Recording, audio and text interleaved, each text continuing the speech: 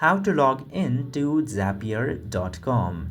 Now, if you want to log in to your account in Zapier, just simply open your Google application or any of the browser that you use, and in there search for Zapier.com or Zapier, then open the website of Zapier.com.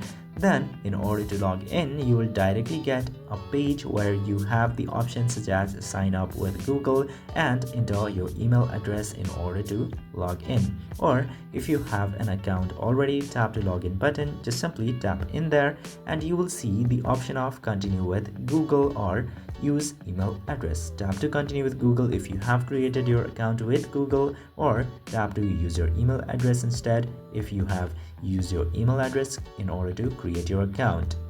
And after that, you just simply need to select the Google account that you have used while creating your account, or the email and password which you have used in order to create your Zapier account. And after that, your account will successfully be logged in no time. So this is how you can very easily log into Zapier. I hope this video was informative. If yes, don't forget to hit that subscribe button.